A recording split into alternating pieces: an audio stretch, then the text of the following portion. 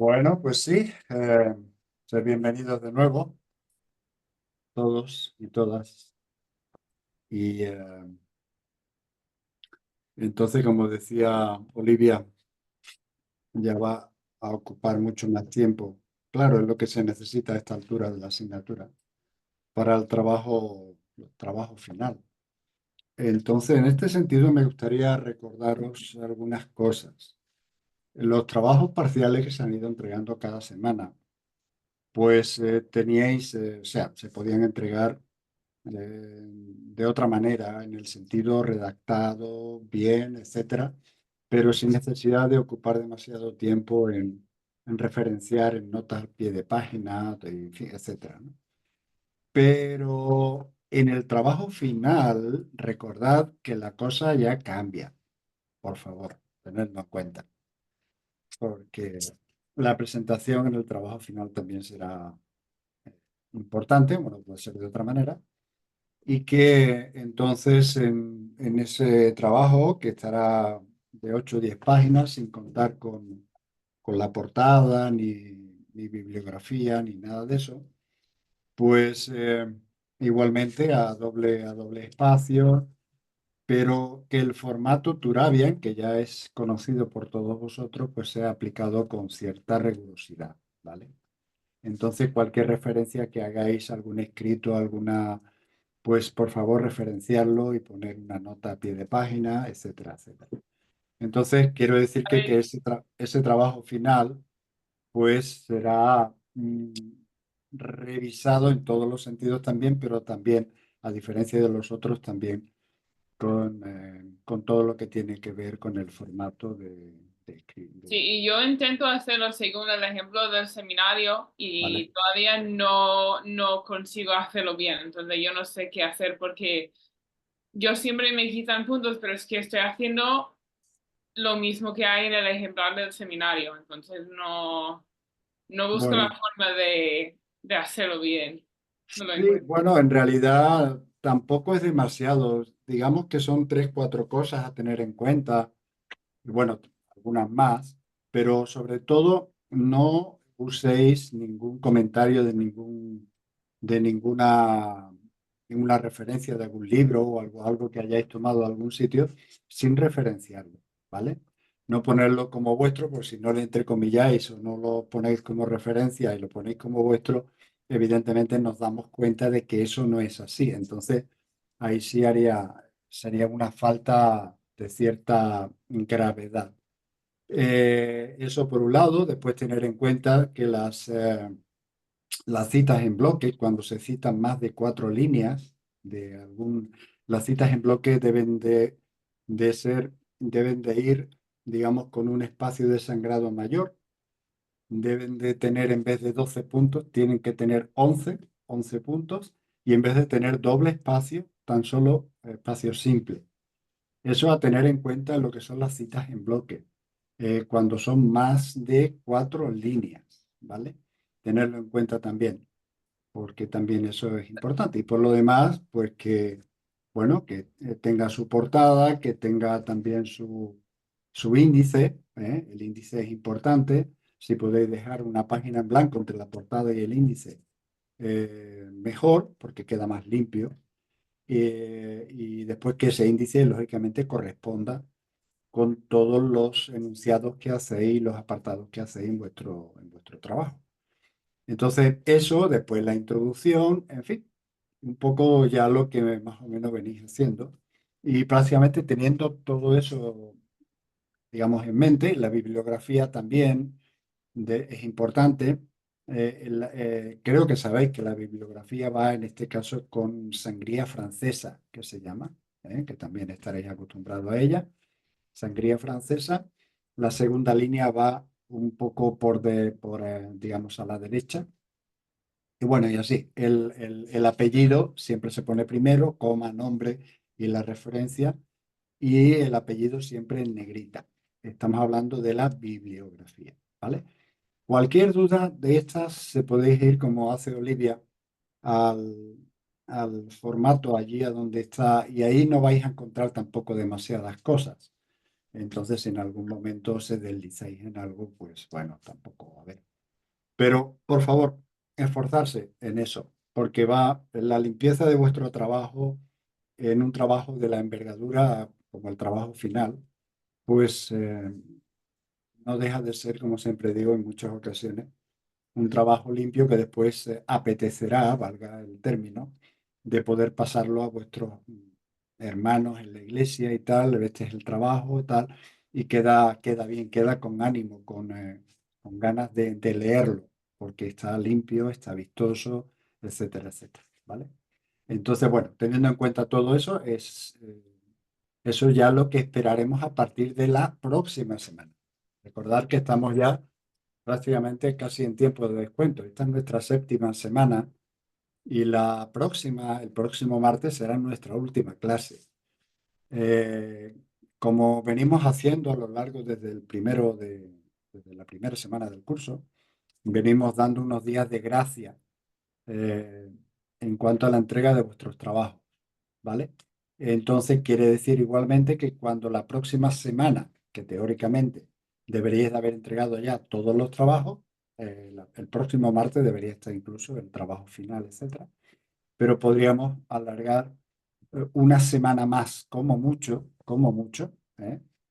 Como mucho, una semana más desde que terminemos la clase para poder recibir esos trabajos, porque después de eso, la clase será cerrada y la puntuación será enviada, ¿vale? Entonces, bueno, en ese sentido, tenerlo todo en cuenta porque todo lo que falte o todo lo que pues será merma en vuestra puntuación, ¿vale? Y eso no es bueno, no es agradable, sobre todo si se habéis esforzado y habéis procurado esforzarse a lo largo del curso. Muy bien. Decir también en este sentido que sin señalar a nadie, pero a alguien le falta todavía muchos trabajos por entregar.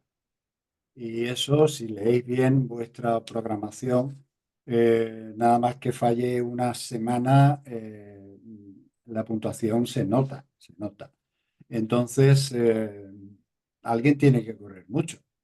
Y correr no es buena cosa, sobre todo para hacer un trabajo que sea fruto precisamente del estudio, de la consideración, de la minuciosidad. Entonces, correr no es buena cosa.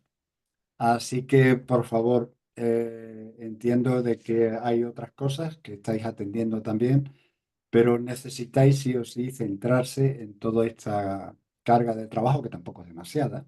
El problema es que si habéis dejado cosas atrás, pues debéis de ponerse al día. Así que, bueno. De nuevo, eh, bueno, atención para esto. Y también decir que aquellos que no habéis estado en alguna clase, os faltan, digamos, ya sabéis que una clase, las 2 horas de clase necesitan ser compensadas para ver el vídeo posterior y en cualquier caso redactar una hoja por cada hora de clase, con lo cual una hora de clase, o sea, una clase que no hayáis estado, por la razón que sea, y espero que sean buenas razones, eh, tendréis que, eh, tendréis que pasarme una, una redacción de 2 páginas en el cual estaréis no poniendo algo que se os ocurra, sencillamente poniendo un poco lo que habéis visto del vídeo y las conclusiones a las que hemos ido llegando y por lo tanto hemos estudiado en esas 2 horas. ¿Vale?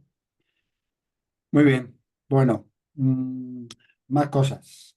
Algo que queráis añadir ahí, corregirme. Eh, ¿Todo está bien? A Quiero, ver, sí, vale. Fabiola y después Consuelo. Sí, Vale, es sobre el formato Turabian o Turubian, ¿cómo se llama? Turabian, sí. Turabian, sí. Tengo un pequeño problema sobre los niveles. Sí. Por eso siempre pongo introducción. Por ejemplo, nivel 1, nivel 2, cuando voy escribiendo, no sé cómo separar esos niveles. Es algo que me molesta. Ya, bueno, a Sí, ver, ahí también me pierdo porque los ejemplares de seminario no son lo mismo que los ejemplares oficiales de Turabian. Entonces no sé cuál es. Nada. generalmente el formato Turabian se usa casi siempre en casi todos los seminarios, en toda la cuestión teológica. Sabéis que hay otros formatos, pero en seminarios teológicos casi siempre se usa el formato Turabian por ser el que mejor se adapta, digamos, al currículum. Entonces, en este caso, los niveles tienen que ver, como hemos dicho antes, por ejemplo, con las citas en bloque. Entonces, desplazar algo si en un nivel estáis poniendo un encabezado o algo, pues lo lógico es que el desarrollo de ese nivel tenga, bueno, dependiendo de, insisto, eh, tiene que tener, digamos, un margen un poquito más a la derecha. Cada nivel en este sentido, pero en los trabajos que estáis haciendo no necesitan de tantos niveles, ¿eh? Solamente, y eso lo daría digamos, el propio transcurso de lo que estáis escribiendo, de citas de alguien, etcétera, etcétera, entonces que se van de alguna manera pues reconduciendo, poniendo en apartados que van un poquito más a la derecha, con lo cual se nota incluso gráficamente que de eso se trata, pues de que pertenece precisamente al enunciado anterior. Bueno, entonces, en este sentido, con que tengáis en cuenta todo lo que tiene que ver, pues eso, con los bloques, con la introducción, con el desarrollo, con todas las cosas que realmente enunciáis en el índice, todo eso tiene que estar igualmente bien referenciado después en cada bloque, ¿no? Entonces, si falta algo en cuanto a, digamos, a los niveles, pues bueno, espero que no sea demasiado, pero con que pongáis prácticamente el enunciado y desarrolláis ese enunciado en cuanto a la introducción, en cuanto a la conclusión, en cuanto a los apartados que pongáis, pues si el enunciado dice tal cosa, desarrollar tal cosa y no meteros, por decirlo así, en el siguiente párrafo, en el siguiente, porque si vais a hablar de otra cosa o matizar ciertas cosas, pues llevará su propio encabezado. No sé si me estoy entendiendo o me estáis entendiendo bien, pero se trata de eso, ¿eh? Entonces no hace falta, en estos trabajos no hace falta que sean demasiados niveles como cuestiones posiblemente eh, en cuanto a números, en cuanto a- se me ha ido la palabra. Bueno, entonces no hace falta tantos niveles, ¿vale? Entonces cada Ok, encabezado, como mucho, uno o dos niveles será lo que realmente entiendo yo que en una redacción normal de este tipo de trabajo es lo que conviene. ok, gracias. Consuelo, Eh, ay, perdón. y Bueno, para esta, primero, ¿sí? Dime. para esta semana, el resumen doctrinal es uno o dos. Es uno. No, bueno, perdón, para esta semana son dos. Es cierto, porque es Que están, el tema de hoy es iluminación e interpretación de la escritura. Entonces, puesto que por separado ya de por sí hay, digamos, vale, es que en los apuntes y cosas van juntos, pero solo para asegurarme. Ok, sí, en la dos. programación viene especificado, de hecho es el doble de puntuación, precisamente por ser cada uno, bueno, uno es iluminación y el otro es interpretación. Muy bien. Consuelo, ¿qué tal? Hola, estoy bien. Sobre el mismo tema que están hablando los compañeros, yo siempre he tenido problemas a nivel de la biblio- bibliografía, Grafía, ¿no? Sí. bibliografía. Sí, Bibliografía, sí. Bibliografía, sí. No sé, o siempre me olvido o los pongo, pero no respeto que tengan que estar en mira, negrita os y voy a poner, puedo ver. lo tenéis ahí, por ejemplo, Sí, en la sí, programación lo tengo. que os he mandado, está ahí. A ver un pantallacito donde estoy yo aquí ahora. A ver, estoy aquí. Un momentito. Entonces comparto esto, pero bueno, insisto que lo tenéis ahí. Sí, lo tengo. Eso es. Entonces aquí lo tenéis, ¿veis? A esto le llamamos sangría francesa o se le llama tal cosa. Entonces ahí lo que prevalece, como veis, es el apellido, no el nombre.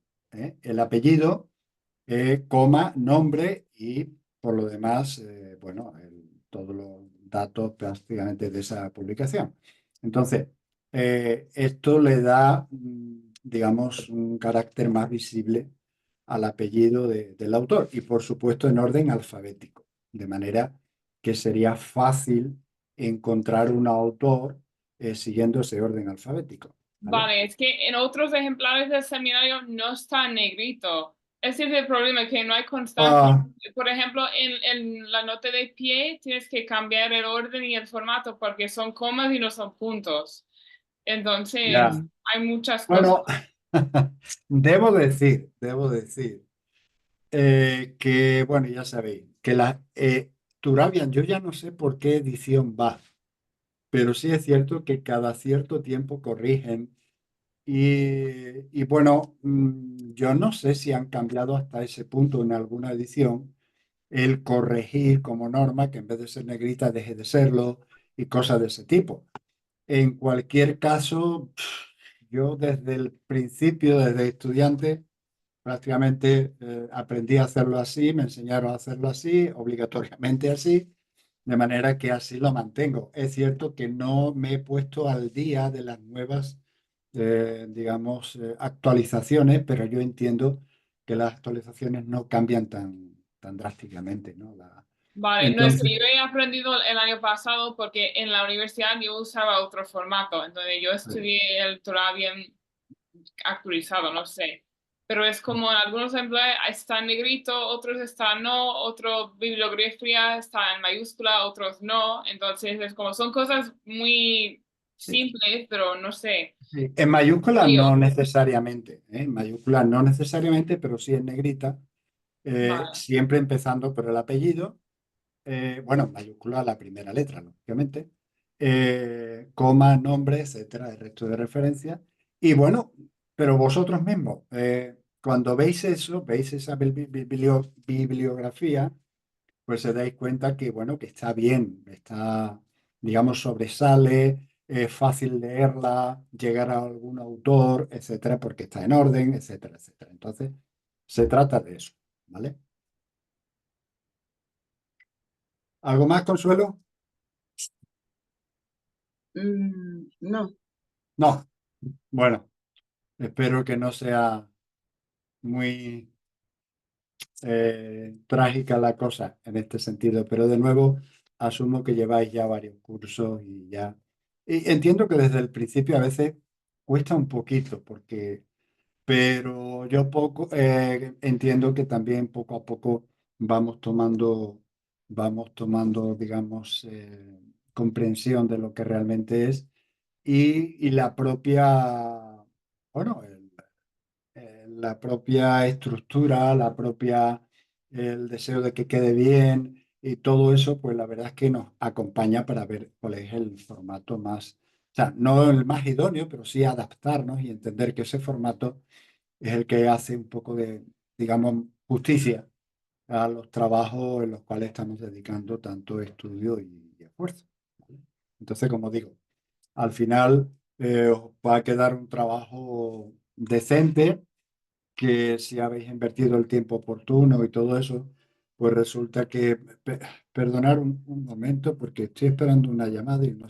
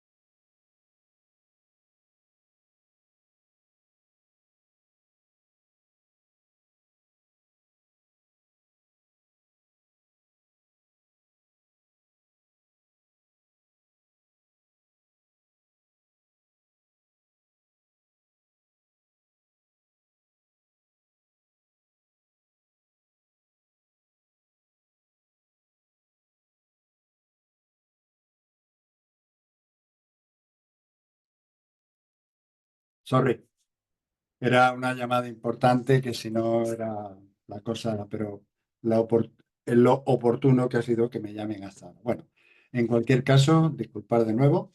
Si no hay nada más, entonces comenzamos. ¿Estáis ready? Pues vamos al lío. Bueno, eh,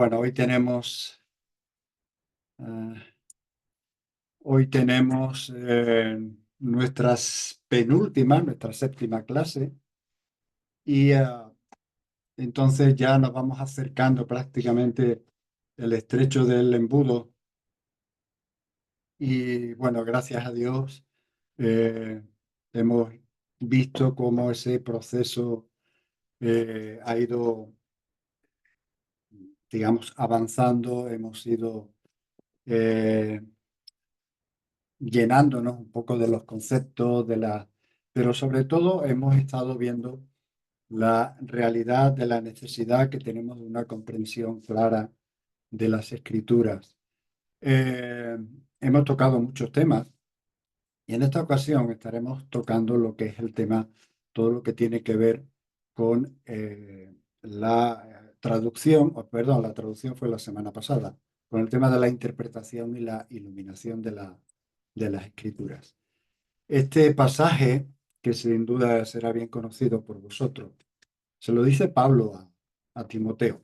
Procura con diligencia presentarte a Dios aprobado como obrero que no tiene de qué avergonzarse, que usa bien la palabra de verdad. Y esa palabra, procura con diligencia, que le dice Pablo a Timoteo, esa palabra denota persistencia, eficacia en esa persistencia, una persistencia ferviente en lograr una meta, en lograr una meta. Entonces, Timoteo, como todos los que predicamos, enseñamos la palabra, él debía, al igual que nosotros, hacer su esfuerzo máximo para impartir la palabra de Dios de manera completa, de manera precisa y de manera clara a sus oyentes. Y eso era lo que le dice Pablo, y eso es por extensión lo que el Señor por el Espíritu Santo nos dice también a nosotros. Entonces, cuando hablamos en nombre de otra persona, y cuando estamos hablando de las escrituras a otra persona, estamos hablando en nombre de otra persona y es importante que para transmitir el mensaje correcto a esa otra persona, necesitamos entender el mensaje correcto de la persona a la que estamos representando. Bueno, incluso en asuntos simples, podríamos decir, es crucial. La precisión, el no olvidar detalles es crucial, porque olvidar detalles a veces pueden ser en situaciones que posiblemente implique cierta gravedad en cuanto a las conclusiones que puedan llegar a las personas si olvidamos detalles, si no manejamos con precisión la palabra. Entonces, ¿por qué? Porque puede producir confusión, puede producir errores, puede producir frustración en las personas. Entonces, el encargo de Pablo a Timoteo y por extensión a nosotros, a todos los que manejamos la palabra, en realidad, para todos los creyentes, es asegurarse de que lo que estemos diciendo de parte de Dios a otras personas, pues lógicamente debemos de asegurarnos que nosotros mismos lo hemos entendido, interpretado correctamente para dar una proyección lo más clara posible y real posible de lo que de lo que la escritura dice. En este caso, Timoteo, como todos los que predican o enseñan la palabra, debemos de hacer, como digo, ese esfuerzo máximo para impartir la palabra de Dios de una manera completa, de una manera precisa, de una manera clara a todos los que eh, podemos enseñarle la escritura, ¿no? Entonces esto es crucial y es crucial sobre todo para contrarrestar los efectos, digamos, desagradables, desastrosos de todo lo que es la falsa enseñanza de la cual Pablo también alerta a Timoteo en esa primera carta y también en la segunda. Entonces, él dice, usa bien. O sea, literalmente ahí habla de hacer un corte recto. Entonces, la precisión, la exactitud se requieren en el tema del que nosotros estamos abordando ahí, en todo lo que tiene que ver con la interpretación bíblica. Entonces, más que cualquier otra ocupación, el interés, la precisión, debemos de centrarla en eso, ¿eh?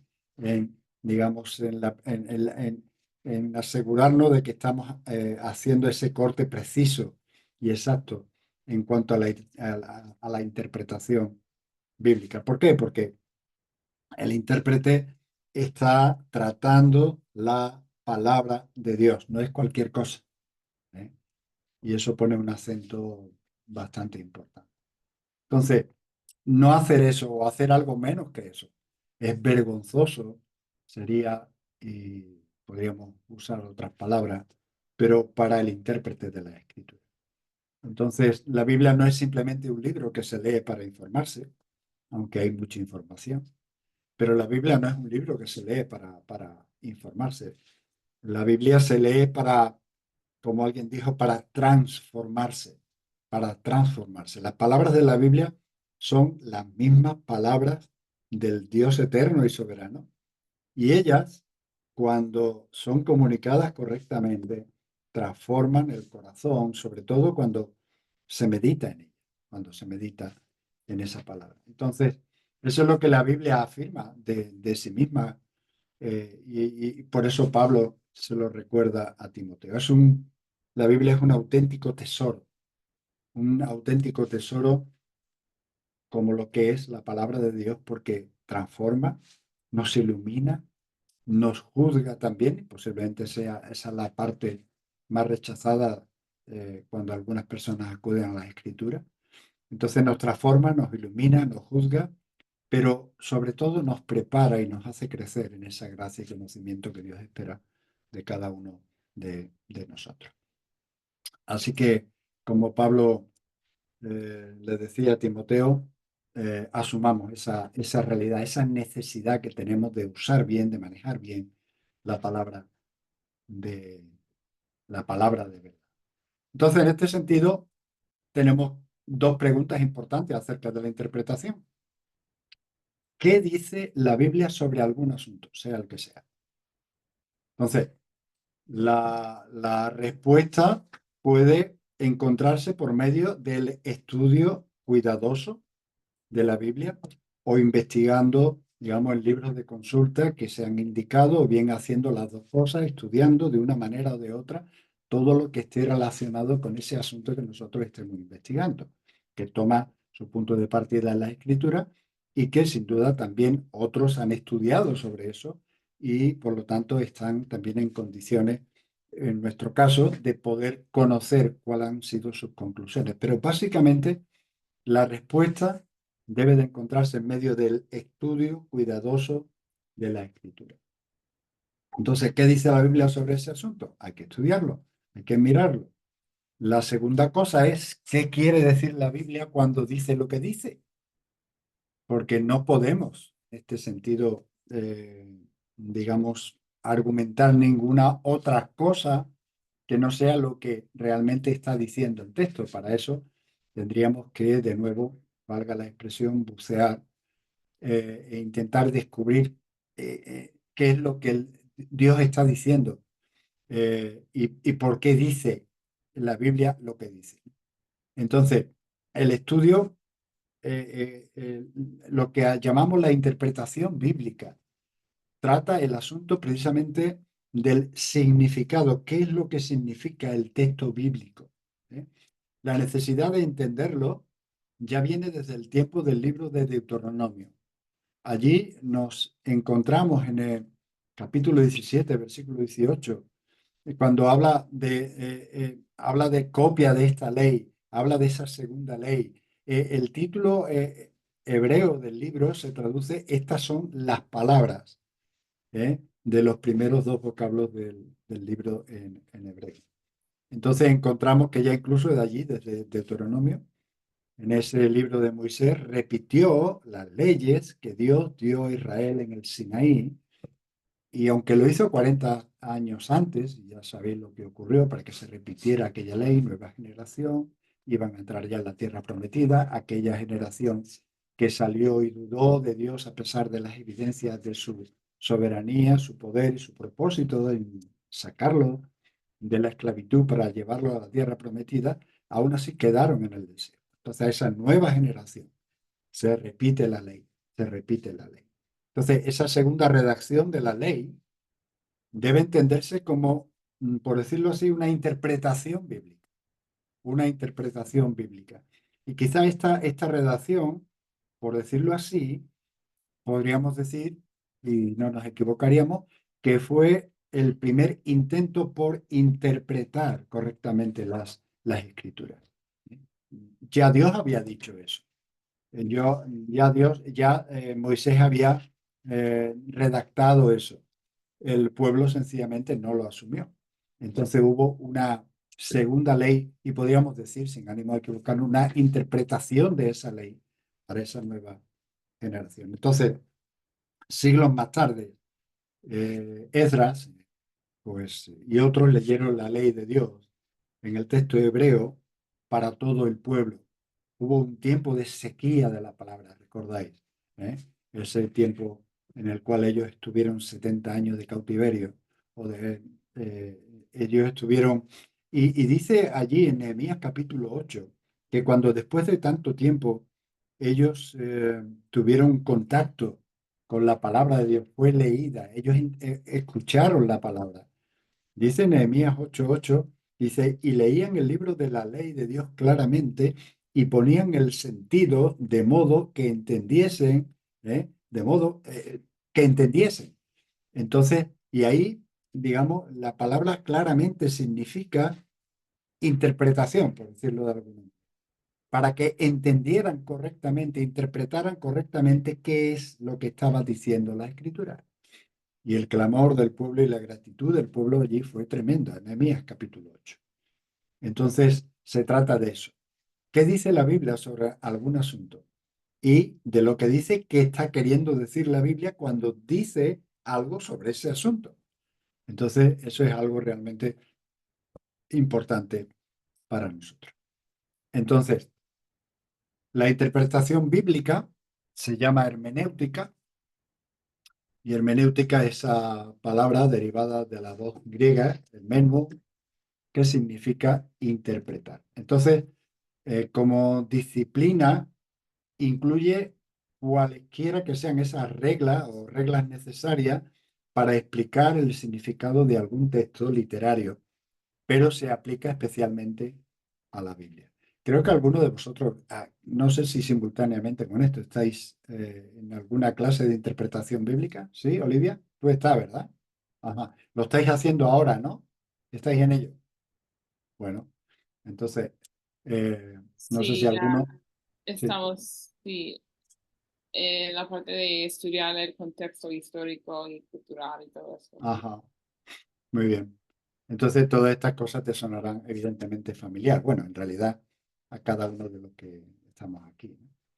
Entonces, eso es lo que significa, ¿no? Hermeneu significa interpretar y se trata de una disciplina que incluye reglas necesarias para explicar el significado de algún texto literario, pero cuando hablamos de hermenéutica, casi siempre en este caso se aplica, digamos, especialmente a la escritura. Entonces, en este sentido, pues hay reglas de interpretación. Hay reglas de interpretación. Y de nuevo, Olivia, para ella va a ser, no sé si para alguno de vosotros más, reincidir en lo que está estudiando, pero hay, digamos, reglas para poder interpretar correctamente. Y no solamente, en este caso, nos lleva de la mano la escritura, la Biblia, pero estas reglas de interpretación, no son exclusivamente, digamos, para tratar el texto bíblico. Digamos, cualquier libro prácticamente estaría sometido, con algunas diferencias, igualmente a reglas de interpretación, porque entonces en este sentido no es algo exclusivo de lo que son las escrituras. Pero lo cierto es que hay reglas de interpretación. Entonces, y la Biblia, como hemos dicho, es no un texto cualquiera, es la palabra de Dios Y por lo tanto, esa es la base de las creencias cristianas. En este sentido, creemos en el libre examen de la Escritura, pero no creemos en la libre interpretación. Y aquí hay diferencias, ¿eh? ¿Alguno podría decirme, podéis abrir micro, cuál sería la diferencia entre el libre examen de la Escritura y la libre interpretación de la Escritura?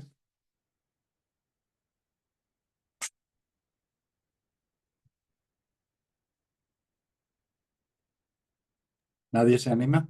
¿Cómo es? ¿Se puede repetir? Sí. Eh, Cuando hablamos de la interpretación, creemos en el libre examen de la Escritura, pero no creemos en la libre interpretación. Y la pregunta es, ¿cuál es la diferencia?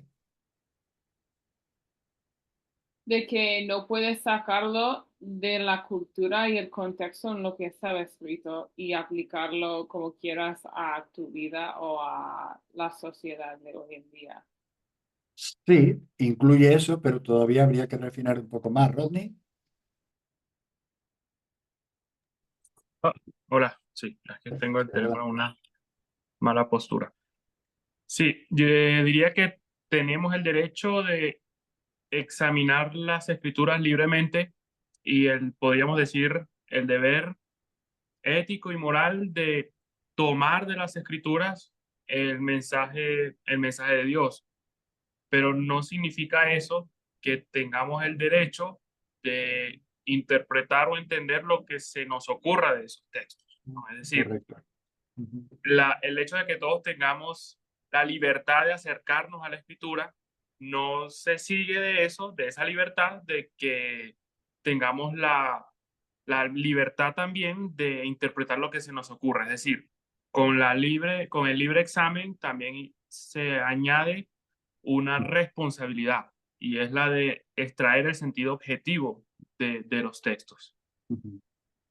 Correcto, muy bien definido, porque se trata de eso. Muchas personas lo confunden, en muchos casos adrede, en otros casos inconscientemente, pero aquí la diferencia es abismal. Entonces, el libre examen, como bien hemos dicho, es el derecho y el deber de todo el mundo a leer y estudiar la escritura.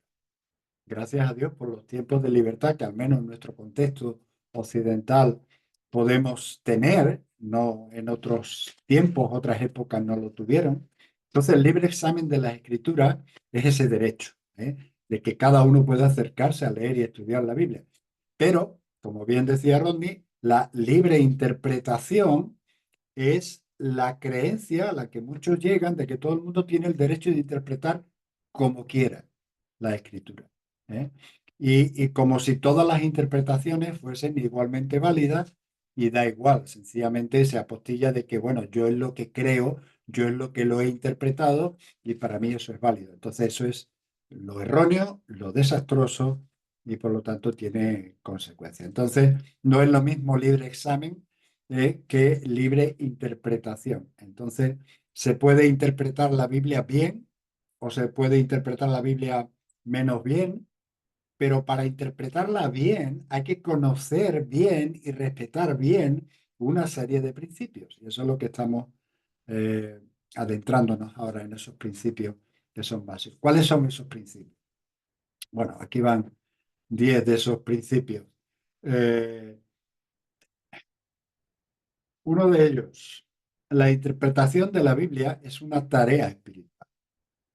Bueno, ya que la Biblia no es un libro cualquiera, sino la palabra de Dios escrita, aunque hay que usar la mente, por supuesto, hay que usar la inteligencia para interpretarla bien, no se trata de un ejercicio meramente intelectual. Aquí muchos patinan, valga la expresión, ¿eh? También es una tarea espiritual. Entonces, como tal, conviene una actitud de reverencia, una actitud de humildad, una actitud de fe y, por supuesto, ah, ante lo que tenemos por delante cuando vamos y abrimos las escrituras para no solo leerlas, sino interpretarlas, conviene, lógicamente, puesto que es una tarea espiritual, conviene, por lo tanto, orar, pedirle a Dios, ya que hoy también hablamos de la iluminación, conviene orar para que el Señor nos ilumine, nos dé entendimiento. Y todo eso durante la lectura de la Biblia y después a la hora de interpretar la Escritura. Entonces, la primera regla es saber, entender que es una tarea espiritual, no es meramente una cuestión intelectual sin más. La segunda cosa es que hay que empezar buscando el sentido más natural de lo que estamos realmente leyendo. Ahora, la Biblia no es un libro místico. Dios nos habló para que conociéramos. Dios no se anda con rodeos. Dios no nos dice las cosas con miguitas de pan para que nosotros vayamos, digamos, detrás de ella intentando conseguir dónde está, digamos, la respuesta o lo que Dios nos dice. Entonces, Dios nos habló para que conociéramos la verdad. Por lo tanto, eh, cuando tomamos la palabra de Dios, tenemos que tomarla en sentido literal, ¿eh? Es decir, en su sentido natural y normal, que de nuevo esto también lo aplicamos a otros textos que no son los textos sagrados. Entonces no tendría que ser muy diferente cuando manejamos la escritura. Entonces, en primer lugar, tenemos que buscar la enseñanza clara de un pasaje. ¿Qué dice ese pasaje? No intentemos, es absurdo esto, intentar buscar un significado oculto y por más que esté claro lo que está diciendo, intentamos, o algunos lo hacen así, buscar cuál es el significado oculto de lo que está diciendo la Biblia. Está diciendo eso, pero en realidad está diciendo otra cosa. De manera que aquí entra un poco todo lo que tiene que ver con la cabalística, con, bueno, una serie de cuestiones que, que para muchos eso es lo que realmente es la Biblia. Entonces es más para muchos un libro oscuro de ciertas verdades, pero que hay que remangarse, valga el término, para descubrirla. No está tan clara, ¿eh? Es solamente para listos, para bien intencionados, que se atreven a poder sacar conclusiones de lo que aparenta, lo que aparentemente dice un pasaje con mucha claridad. Entonces, en primer lugar, busquemos la enseñanza cuando estemos leyendo un pasaje qué es la manera natural qué es lo que dice de una manera clara y natural. Entonces, cuando estamos leyendo un pasaje de la Escritura, tenemos que reconocer y comprender que también se usa, como en otros escritos, se usan figuras retóricas por ejemplo, esas figuras retóricas tenemos que interpretarlas como tales. O sea, tenemos que interpretarla de una manera clara, también de una manera natural, de una manera normal, en este caso como lo que es una figura retórica. Entonces, tenemos que considerar lo que dice cada autor a la luz del estilo literario que emplea. Por ejemplo, encontraremos en el estudio de la escritura más símiles, más metáforas en la literatura poética y profética que en los libros históricos o biográficos que encontramos en la Biblia. Entonces, partiendo de esa base, ya sabemos que lo que nos podemos encontrar ahí. Entonces, tenemos que interpretar los pasajes de la Escritura conforme a su estilo literario, respetando el estilo literario del autor, interpretando de acuerdo a ese estilo literario, si es poesía, si es historia, si es profético, etc. Entonces, por ejemplo, tenemos una serie de estilos literarios que se emplean a lo largo de la Biblia. Por ejemplo, Hechos de los Apóstoles, podríamos decir que es un libro histórico, ¿no? Un libro histórico. Apocalipsis sería profético. Lucas, bueno, biográfico. Romanos, bueno, Romanos sería didáctico, sería de enseñanza. Salmos sería poético. Segunda, las cartas, por ejemplo, como por ejemplo segunda de Timoteo, sería una epistolar, carta de Pablo en este caso a alguien. Y por supuesto están los libros de sabiduría o sapienciales, como son los proverbios. Entonces, normalmente siempre que estemos adecuándonos y sepamos el estilo literario que se emplea en la escritura, y cuando vamos a esos libros de la escritura, nos encontramos con realidades que son mucho más fáciles de entender. Porque normalmente la Biblia, como decimos, significa, en la escritura, significa lo que parece significar. No hay más vuelta de hoja. No hay más vuelta de hoja. No hay que buscar otro significado distinto, profundo, oculto.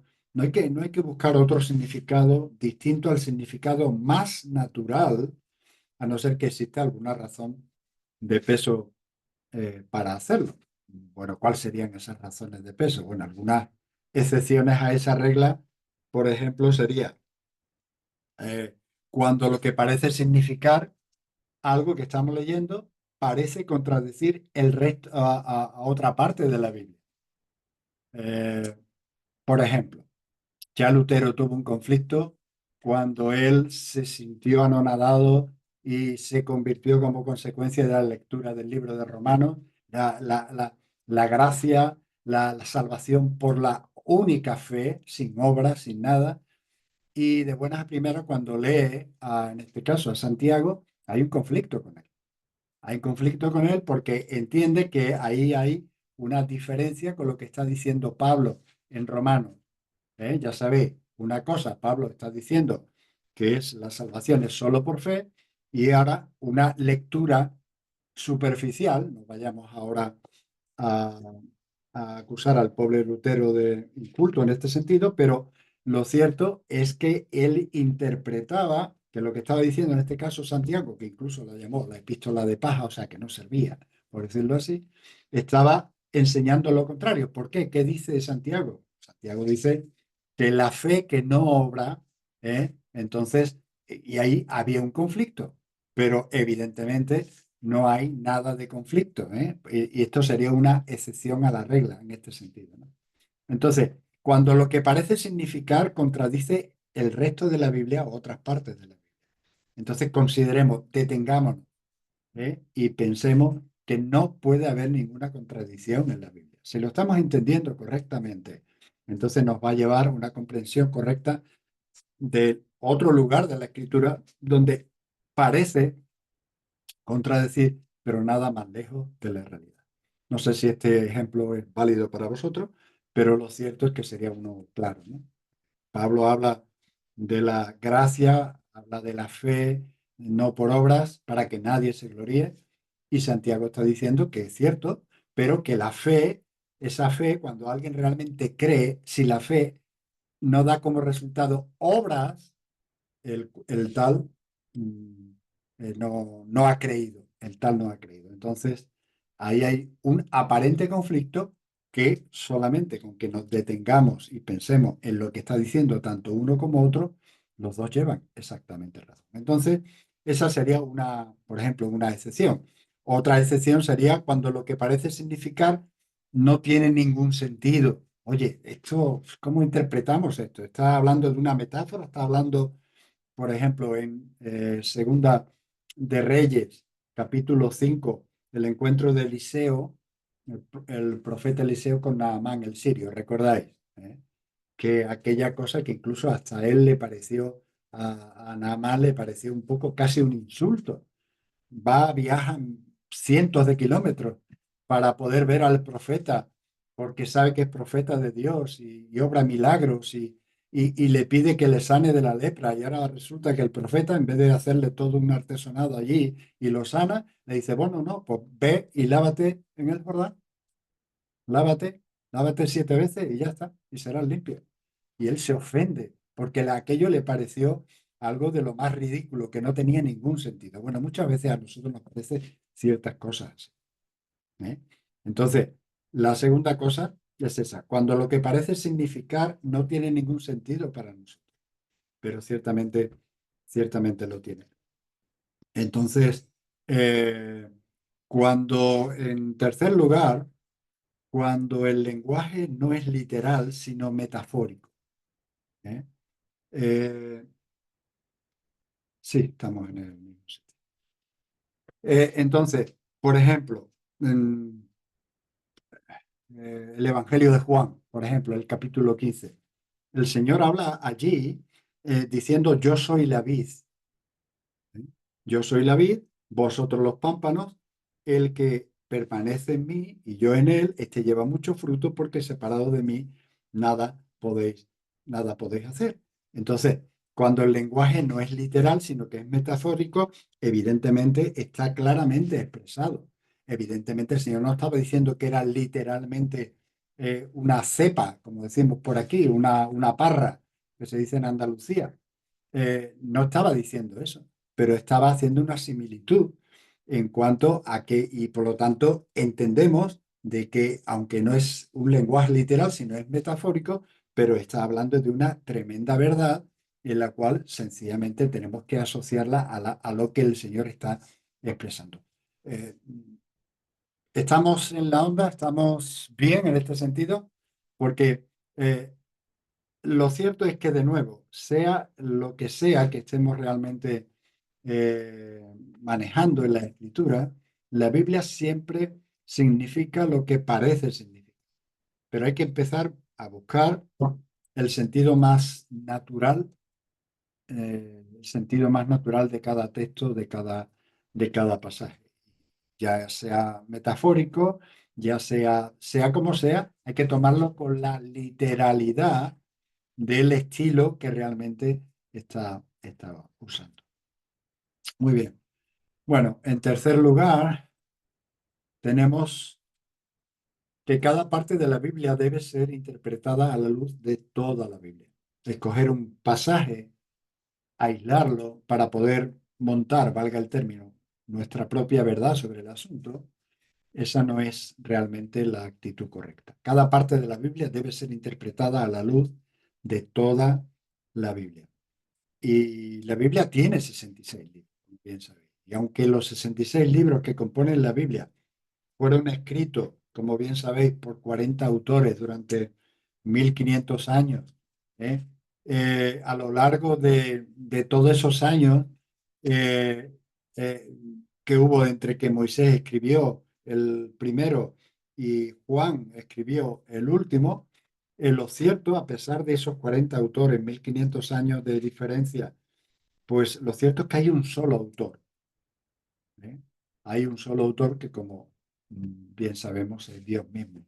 El autor es el autor divino de toda la escritura. Por eso, y sin negar, como ya hemos visto en semanas pasadas, sin negar las características propias de cada autor humano, en la Biblia hay una coherencia interna que refleja con coherencia a Dios mismo, que es el autor de las escrituras. Entonces, en la Biblia nos vamos a encontrar paradojas, nos vamos a encontrar, como hemos dicho antes, aparentes contradicciones, pero no puede haber contradicción en el sentido de afirmaciones o de enseñanzas que sean totalmente, diríamos, incompatibles entre ellas, por la sencilla razón de que estamos manejando la palabra de Dios, que es Dios mismo. Dios no se contradice, porque si encontramos esas incompatibilidades, pues serían contradicciones dentro del mismo ser de Dios, y entendemos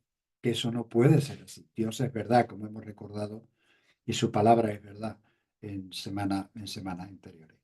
Entonces, a la hora de interpretar cualquier parte de la Biblia, debemos tener en cuenta a la Biblia como prácticamente un todo, como un todo. Digamos que el mejor intérprete de las escrituras, esa es otra regla importante de la interpretación, es la propia escritura. Entonces no tenemos que acudir a otra fuente para interpretar. El mejor intérprete de la Biblia es la Biblia misma. La Biblia contiene toda la verdad que pudiera necesitar para cualquier circunstancia de la vida, cualquier creyente. A veces, sin embargo, nos pudiera resultar difícil conciliar, y eso ocurre con demasiada frecuencia, eh, nos pudiera resultar difícil conciliar dos verdades aparentemente contradictorias que aparecen en la escritura. Pero cuando nos encontramos con eso, pues sencillamente tenemos que manejar esa realidad. por ejemplo, una muy conocida y que no encaja, sigue sin encajar en muchas mentes, es, por ejemplo, el hecho de que Dios es soberano en cuanto a la salvación, en cuanto a todo, especialmente también en el tema de la salvación, y la responsabilidad del hombre. Entonces, eso es uno de los temas que de alguna manera sigue sin encajar en la mente natural, en la mente natural. Pablo lo dice, la mente natural no puede llegar a conocer las cosas de Dios. Entonces, este sería un ejemplo que bien nos puede valer. Entonces, entender la soberanía de Dios con la responsabilidad del hombre y la libertad del hombre en cierto sentido. ¿Cómo es posible encajar eso? Entonces, bueno, hay encaje. Y Pablo habla de eso con mucha naturalidad, sobre todo en el libro de Romanos. Entonces, la realidad de la soberanía de Dios no soslaya la responsabilidad del hombre ni viceversa. ¿Vale? Entonces, eh, cuando se enseñan en la palabra de Dios dos o más verdades que aparecen estar en conflicto, hemos de recordar que el conflicto puede estar en nosotros. De hecho, está en nosotros. Que nosotros tenemos una mente finita, que no somos capaces de entender la dimensión de lo que realmente estamos viendo. Entonces, ese sería un punto necesario para tener en cuenta y pararse antes de salirnos por la tangente y como muchos hacen, pues interpretar o decir como consecuencia que la palabra de Dios, bueno, no tiene sentido, tiene contradicciones, tiene no sé qué, habla de prostitución, a no sé, etcétera. Bueno, no voy a llenar la cabeza con eso, pero ya sabéis a lo que me refiero. Entonces, nosotros ante eh, esa cuestión a veces de no comprensión de lo que estamos leyendo, pues debemos de tener en cuenta que tenemos una mente finita.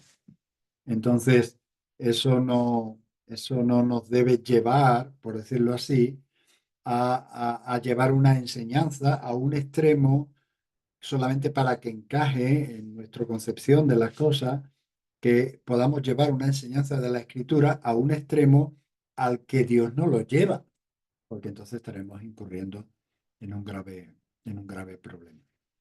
Lo que tenemos que hacer es, y esa es la actitud correcta, humillarnos, eh, mm, pedirle al Señor que aumente nuestra fe en este sentido, que nos ayude a ver para creer lo que Dios dice, porque de nuevo la base de Dios es la verdad, y aun cuando en ese momento tengamos un muro delante de nosotros y no podamos comprender o conciliar perfectamente lo que realmente está diciendo allí, pero lo dice. Si no lo veo, Señor, si no da mi entendimiento. Pero de nuevo, el punto de partida es que el mejor intérprete de la Biblia es la Biblia, la Biblia misma. En cuarto lugar, seguimos enumerando, repasando las reglas de interpretación. En cuarto lugar, hay que interpretar cada texto dentro de su contexto histórico. Muchos errores salen precisamente de no hacerlo así. ¿eh? Cada libro de la Biblia fue escrito por un autor humano en particular, en muchos casos más de uno, como el caso de los Salmos o Proverbios, y fue escrito en un lugar en particular, en un momento de la historia particular, con un propósito particular. Entonces, sería totalmente a todas luces, sería irresponsable pretender interpretar un pasaje bíblico sin tener en cuenta todos estos factores. Porque cuando vamos a un texto, entonces es necesario que nos hagamos preguntas. ¿No? ¿Quién escribió esto, por ejemplo? ¿Quién escribió? ¿Cuándo lo escribió? ¿Para quién o para quiénes escribió lo que tenemos delante? ¿Con qué intención y propósito lo escribió? ¿Cómo lo entendieron aquellos primeros oyentes o lectores cuando ese escrito o fue conocido por ellos? ¿Qué entendieron?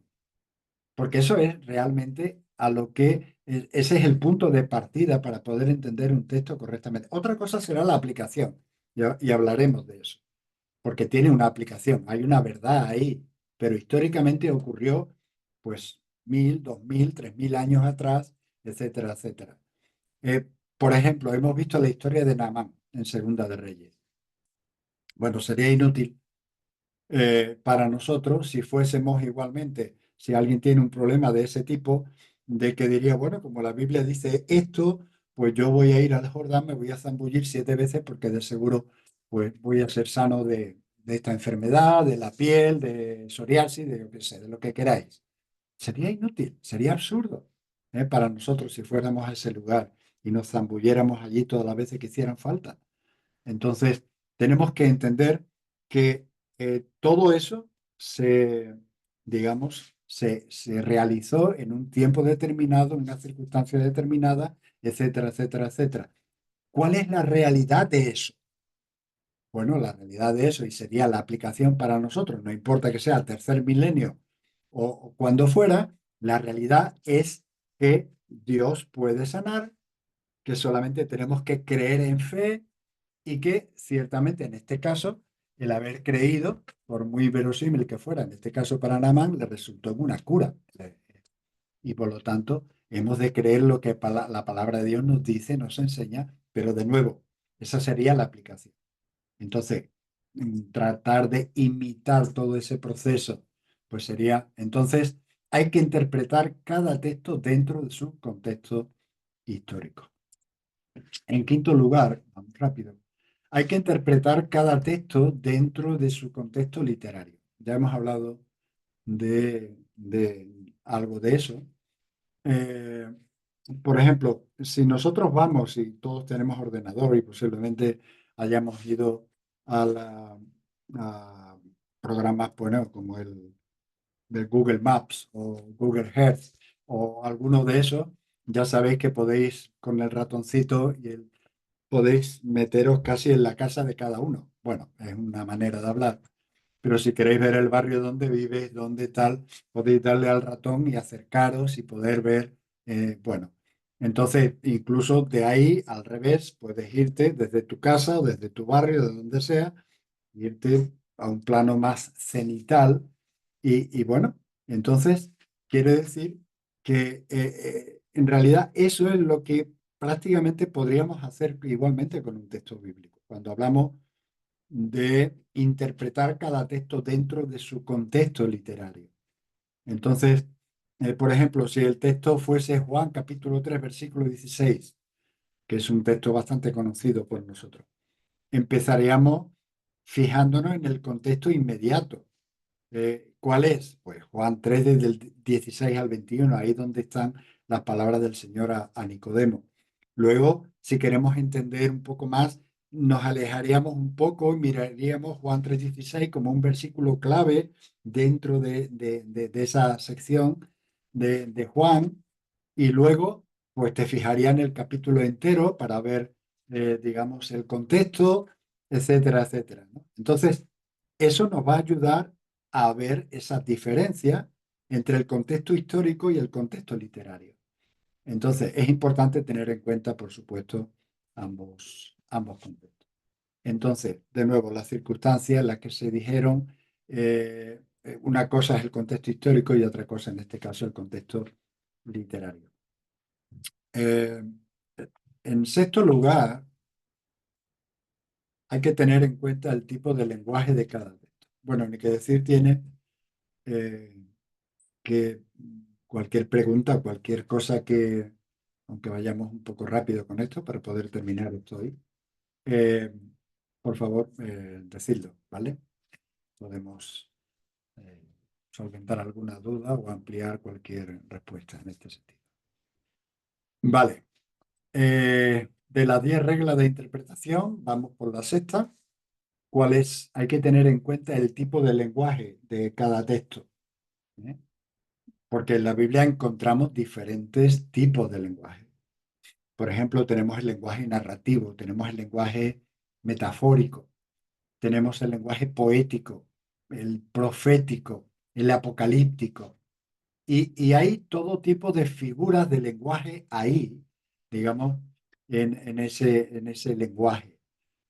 Nos encontramos, por ejemplo, con símiles, o sea, comparaciones escritas. El reino de los cielos es como un padre de familia que tal, o alguien que encontró un tesoro, compró el campo. Evidentemente, ni el reino de los cielos es ese hombre, pero está hablando de una similitud, un símil. ¿Eh?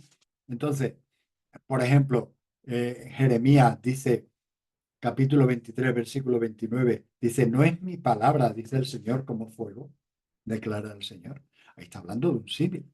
Su palabra no es fuego, pero como un fuego. Dice, y como un martillo que despedaza la roca.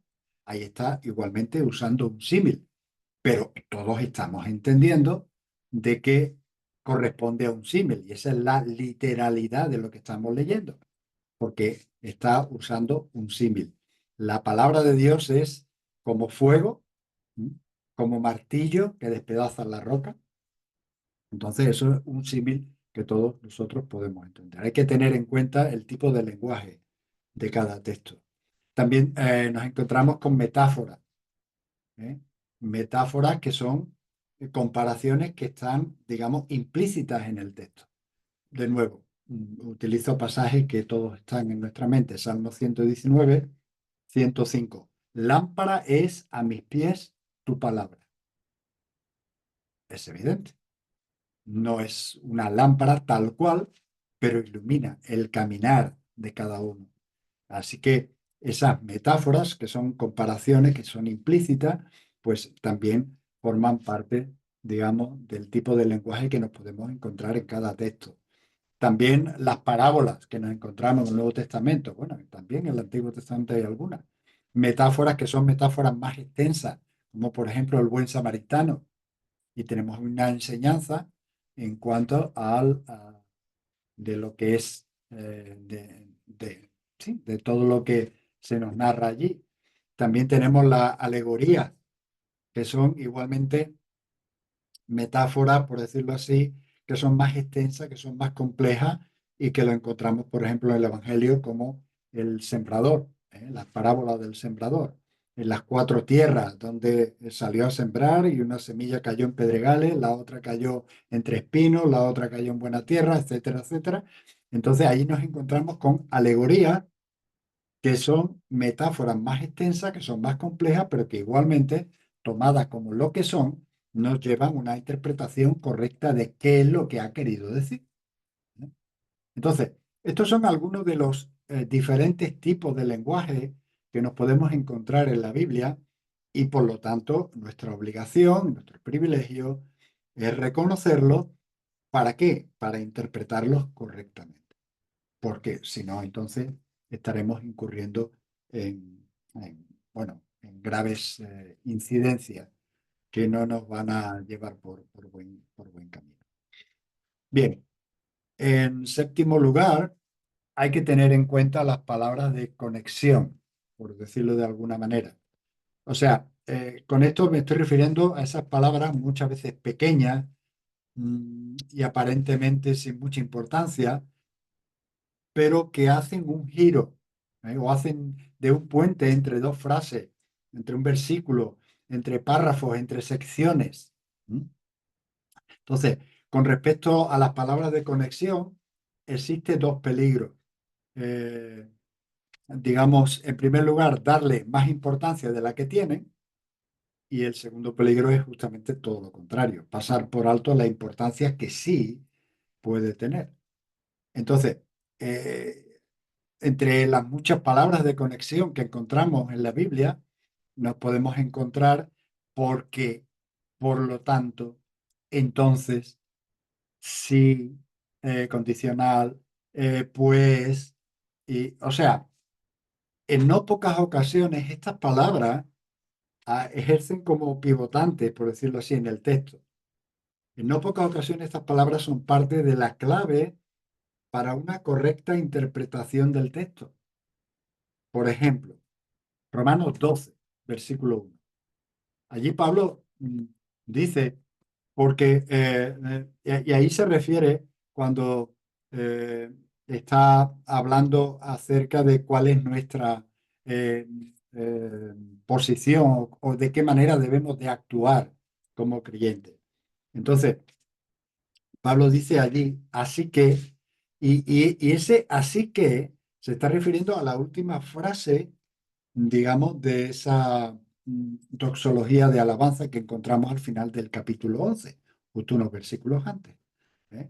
Porque, ¿y qué es lo que dice allí? Dice, porque de Él, por Él y para Él son todas las cosas. A Él sea la gloria por los siglos. Amén. Entonces, puesto que todas las cosas son para su gloria, y ahí comienza con el así que, como consecuencia de eso, ¿eh? Así que, pues, hermano, os ruego igualmente por la misericordia de Dios que presentéis vuestros cuerpos en sacrificio vivo, santo, agradable a Dios, que es vuestro culto racional. Así que, de nuevo, forma parte incluso de nuestro lenguaje natural.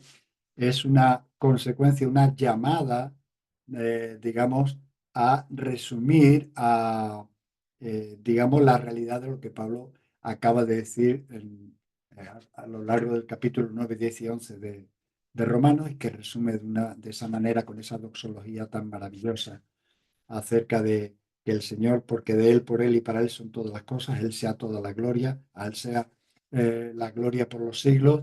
Ha hablado de la magnificencia de Dios, ha hablado de los atributos de Dios, ha hablado sobre todo de la soberanía de Dios. Y en resumen a todo eso, y ahí esa palabra ahí pivotante, así que. Entonces, esas palabras, digamos, de conexión, tienen mucha importancia también para saber a dónde nos llevan y saber interpretar correctamente el resultado de lo que estamos realmente estudiando y leyendo. Bien, número 8. Hay que interpretar los textos menos claros, que los hay, a la luz de los más claros, que también los hay y abundan en la Escritura. Como hemos dicho, Dios no juega al escondite, ¿eh? Con nadie, con ninguno de nosotros, mucho menos con sus hijos. Habla, siempre se expresa con una absoluta claridad. Entonces hay que interpretar los textos menos claros, que nos parecen menos claros, a la luz de otros que son más claros. Porque ciertamente no toda la Biblia es igualmente clara a los que nos acercamos a interpretar la Escritura. Y es verdad que la Biblia es clara en sí misma, pero no siempre nos resulta tan clara a nosotros. ¿Por qué? Porque nuestras mentes están afectadas por, como hemos dicho antes, por el pecado, por las consecuencias de la caída. A veces también no está tan clara por la distancia histórica, geográfica, cultural de lo que estamos leyendo, que puede tener, como digo, varios miles de años entre ese texto que estamos leyendo y nosotros. Entonces, aunque es clara la escritura, pero no siempre para nosotros y por esas razones no siempre lo es para nosotros. El apóstol Pedro, allí en segunda de Pedro, capítulo 3, versículo 15 y 16, habló ciertamente de cosas difíciles de entender. Cosas difíciles de entender, que él incluso dice que los indoctos tuercen para su propia perdición. Pero son difíciles de entender. Entonces debemos de interpretar los textos más difíciles que podamos encontrarnos en la Escritura a la luz de otros más fáciles de entender y no al revés. No al revés. Un ejemplo sería Mateo capítulo 16, versículo 18. Ese pasaje es un pasaje que, bueno, aunque nosotros ya más o menos lo tenemos claro, pero hay tantos todavía que se apoyan en este pasaje, pues para apoyar cierta actividad, cierto liderazgo, en este caso de la Iglesia de Roma, pues sencillamente porque quieren hacerlo así.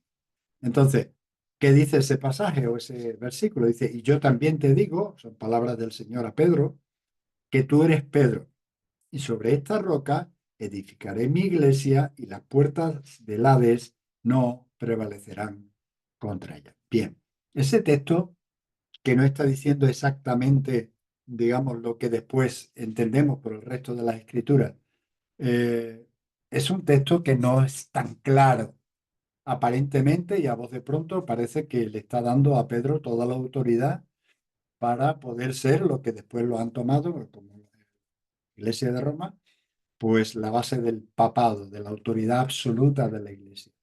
Entonces, pero eso nada más lejos de la realidad. No tenemos mucho tiempo para abordar esto, pero lo cierto es que ese pasaje, que no está hablando de la supremacía de Pedro, ni mucho menos, pues podemos ir, por ejemplo, a otros pasajes que nos arrojan luz sobre esa realidad. Por ejemplo, Primera de Corintios, capítulo 3, versículo 11, Efesios, capítulo 2, versículo 20, cuando está hablando de que los que somos edificados sobre el auténtico fundamento, que no es Pedro, es Cristo, somos todos los demás.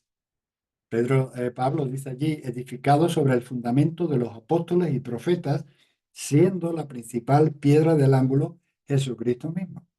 Entonces, si aquí en nuestra regla de interpretación, que no es que sea especial para esto, son reglas de interpretación, entendemos esto y lo analizamos con ese pasaje un poquito más oscuro, e incluso a este le añadimos otro como Hebreos capítulo 6, la primera de Pedro capítulo 2, versículo 4 a 8, podemos encontrar luz sobre ese texto que aparentemente es un poco más oscuro.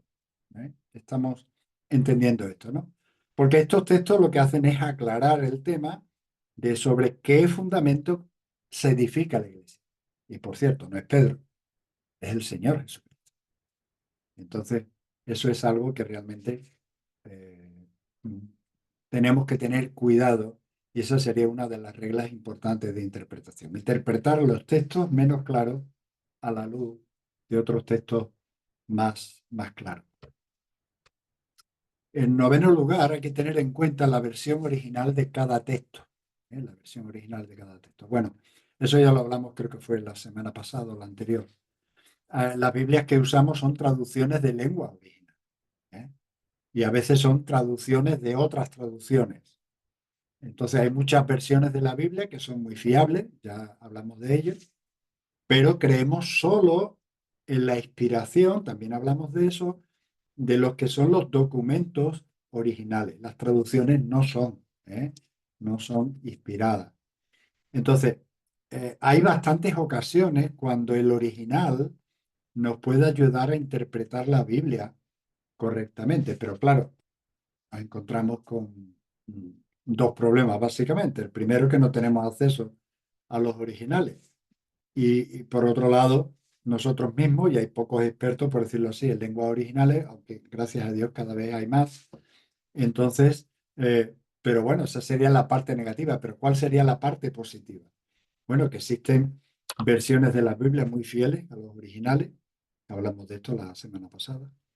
Existen tantos manuscritos que se han ido descubriendo, miles de ellos, en los cuales han ido corroborando precisamente la fiabilidad del texto que tenemos y por lo tanto nos ayuda a tener mucha confianza, buena confianza en las Biblias que nosotros estamos usando.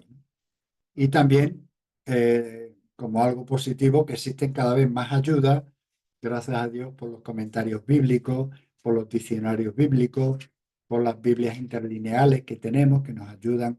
Eso equivale a tiempo, por supuesto, esfuerzo, tiempo para estudiar, pero nos ayudan a, digamos, a acercarnos lo máximo posible a la realidad digamos, de la originalidad del texto que estamos usando. Entonces, eso es una ventaja para nosotros. Gracias a Dios por todo este material que tenemos, que podemos usar, pero eso sí, asegurémonos de que la fuente, digamos, los eruditos, los quienes están haciendo o han hecho eso, pues estén en la posición correcta, bíblicamente correcta, y no nos lleven por derroteros no deseados y por lo tanto a conclusiones no deseadas. En último lugar, de nuestra décima regla de interpretación, hay que tener también en cuenta la dimensión cristológica. A ver, ¿qué decimos con eso? Bueno, a pesar de que las características concretas de cada libro, lo cierto es, como hemos dicho, que hay un solo autor, hay un solo mensaje principal a lo largo de toda la Biblia. Y podemos verlo, que el mensaje principal que permea por toda la escritura es Cristo, el Evangelio y por tanto la salvación, aunque ese nombre no aparezca, sobre todo en el Antiguo Testamento.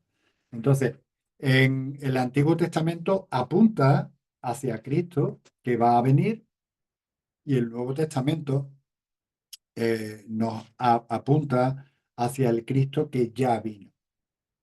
Y por tanto hay que tener en cuenta esa dimensión cristológica a la hora de interpretar cualquier parte de la Biblia, sin pasarse. Bueno, me explico en este sentido.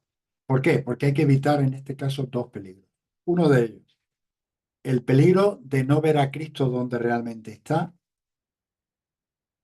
aunque no lo mencione. Y el peligro de creer ver a Cristo donde quizá no está. Entonces, eso es algo que tenemos que tener en cuenta. ¿Cómo podemos evitar esos dos peligros? Bueno, entonces, aplicando todo lo que hemos visto de los 9 puntos anteriores, todos los demás principios de interpretación, aplicando eso, ver cómo los escritores del Nuevo Testamento interpretan el Antiguo Testamento. Y ahí nos podemos encontrar, incluso el escritor de Hebreo nos habla cuando se refiere a la roca, allí en Éxodo se refiere y dice, y la roca era Cristo. Bueno, ellos lo interpretaron así y era una interpretación correcta, por lo que podemos ver allí en Éxodo y cómo lo maneja, cómo lo interpreta, en este caso, el autor del libro de Hebreos. Entonces, ver cómo los escritores del Nuevo Testamento interpretan el Antiguo Testamento. ¿Cómo evitar también esos peligros de no ver y ver, en este caso, a Cristo o el peligro de creer y ver a Cristo donde quizás no está? Bueno, pues digamos, evitar la alegorización gratuita, o sea, la que no tenga ninguna base sólida y no podemos intentar ver, como uno a veces lee por ahí cosas que uno a veces no sé si reírse o llorar de cómo muchos interpretan forzándose en querer ver a Cristo de cualquier cosa y llegan a unas conclusiones realmente bastante alejadas de lo que dice el texto. En cuarto lugar, buscar paralelos verbales que sean claros entre los textos bíblicos y el Señor Jesucristo, para que podamos distinguir lo que realmente se puede, digamos, podemos aproximarnos para entender lo que la Biblia habla en cuanto digamos, a esa persona, a ese personaje, ¿no? Entonces, distinguir entre la intención del autor,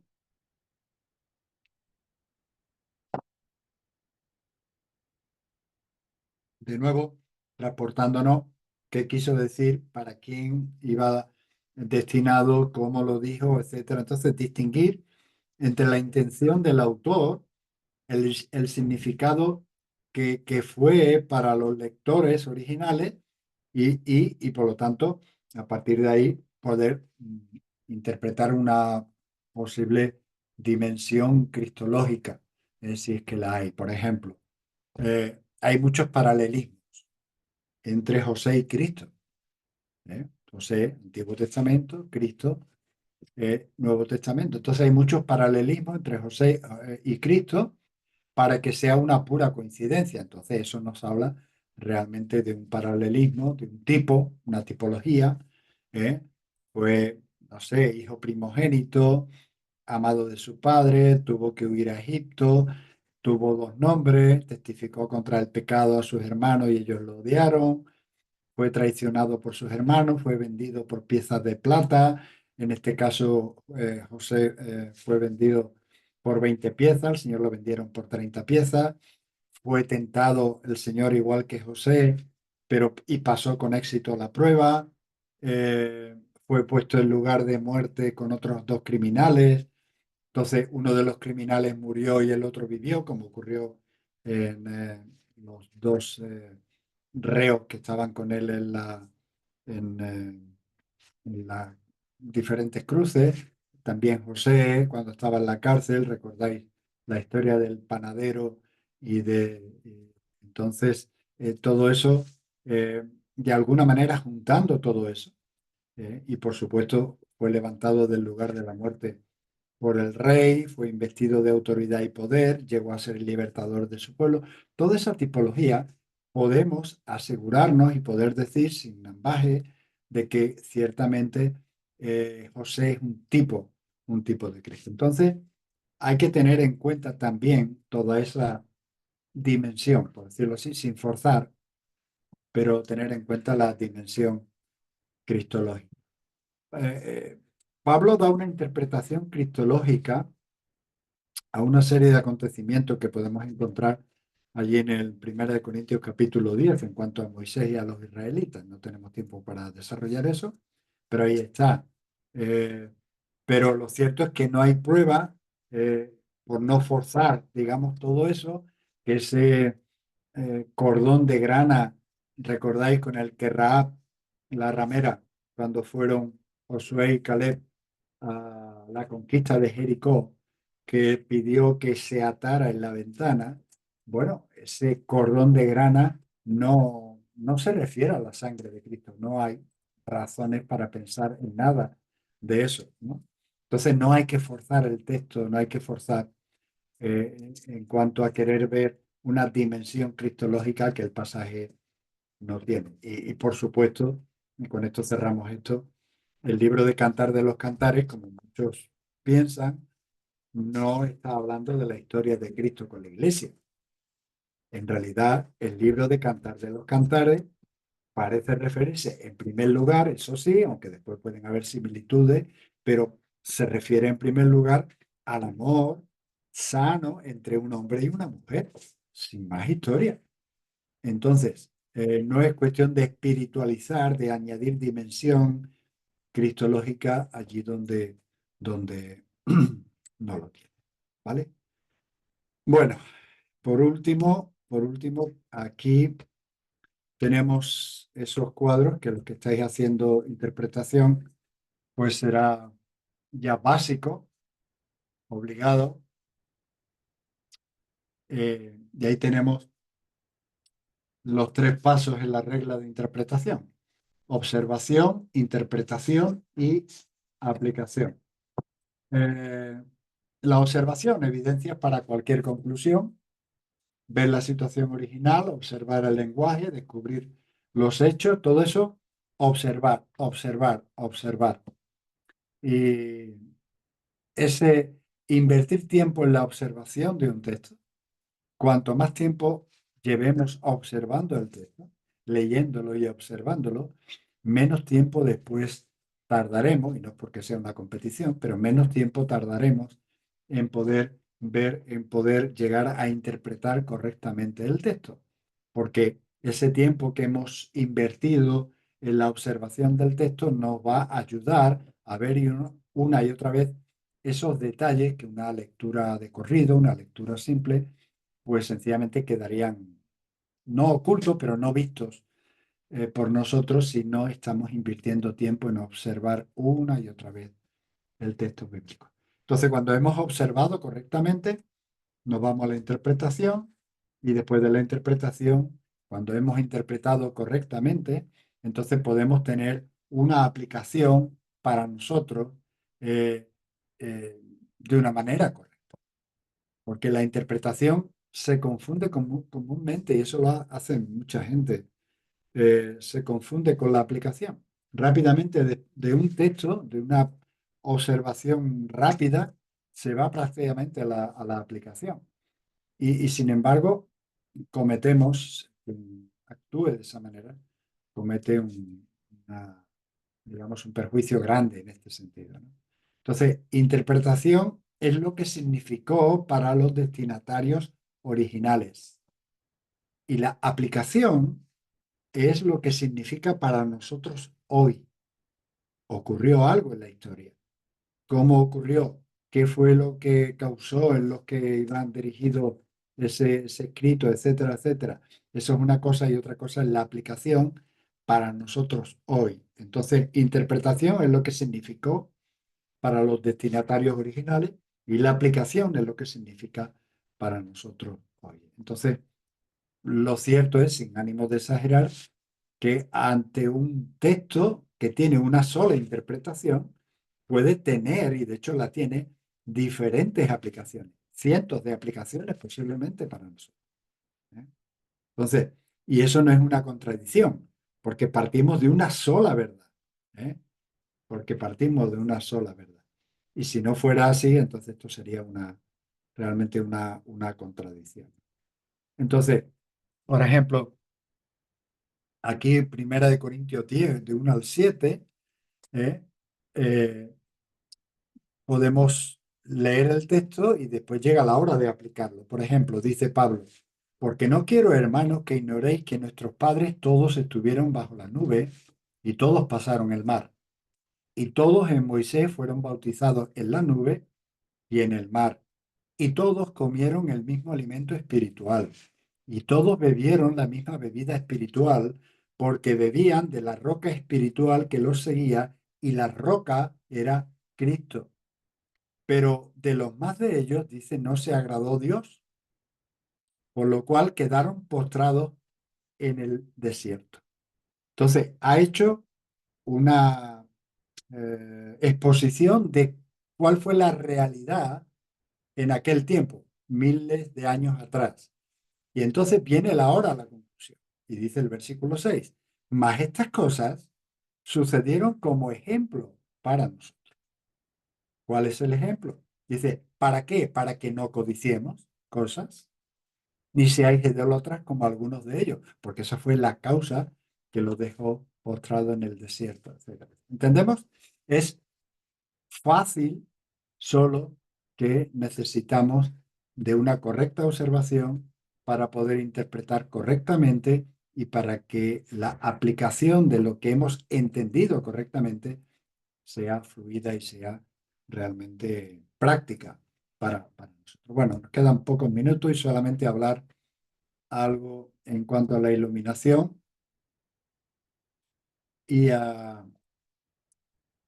dice David allí, tú encenderás mi lámpara, Jehová, mi Dios, alumbrará mis tinieblas. Ese es el punto de partida, porque si Dios no nos ilumina por el Espíritu Santo, entonces nuestro entendimiento pues quedará prácticamente a cero de lo que realmente Dios quiere decirnos a cada uno de nosotros.